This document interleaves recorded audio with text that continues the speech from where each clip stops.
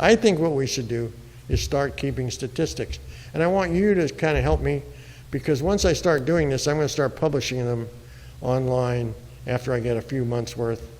And we're going to, and they're going to be easy to come by. I have one question. Has there ever been like a town hall meeting with the city council? No. What?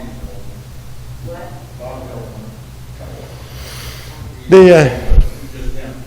I mean, what, 8 years ago we ran? Yeah, well, he held one, but it really, you had to submit questions to him. He left after a certain amount of time. It was very closed. The only time I ever saw the city really conduct anything of any size was over the drilling of the brine wells under Stevenson Ranch.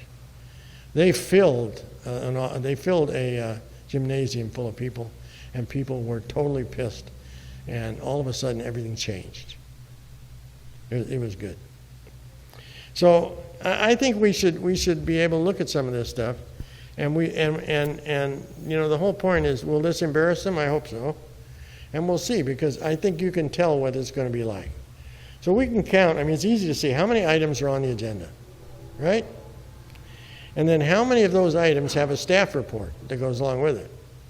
Because I believe that city council meetings are actually more for the public than they are for the council.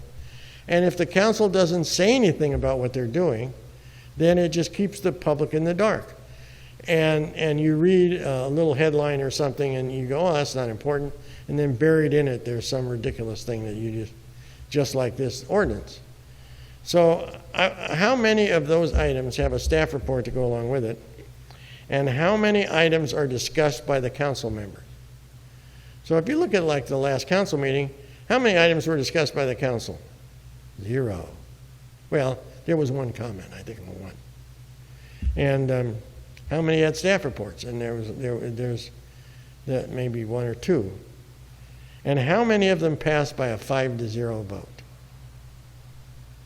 Because I can't believe that if you have 5 people that are really being honest in the way they feel, that you were always going to vote 5-0.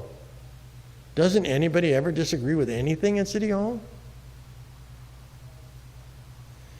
And then I think we should count the number of public participants and the number of questions that the participants raise, and then how many responses they get from staff and how many responses do they get from the council.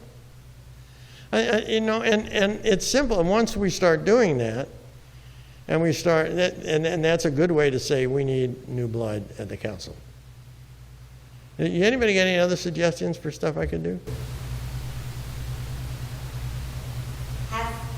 In the past, has city council ever answered, because Steve wasn't here, but Steve said that they do have the right and they claim they can't. It's supposed to go through Ken, but nothing goes. No, it is not.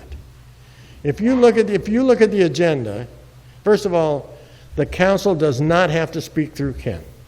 But second of all, if you look at the agenda, after public participation, it says response by staff and council members. So council members certainly can respond to anything they want to.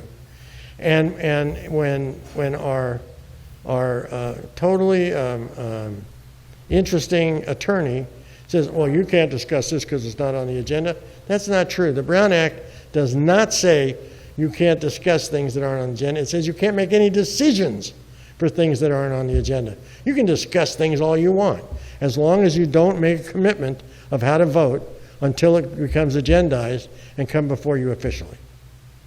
So it's amazing. Anybody? Yes. If you notice when somebody brings up a personal item against one of the council, they'll actually respond before the end of public participation lots of times, too. They won't wait till all the participants, they'll actually say, hey, I need to respond to that. Well, that's their norms and procedures say that they will wait for the public participation to be over before they respond. But our council is really good at breaking those norms whenever they feel like it. Yes, sir.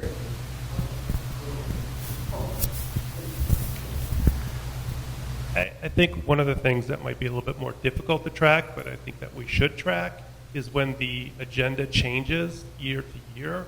For example, recently they had an agenda item that grouped together, I want to say 5 different legislation memoranda that they wanted to kind of just put into Sacramento a letter about. But in the past, and I looked it up, many agendas split those up, offering public participation on each one versus speaking on all 5.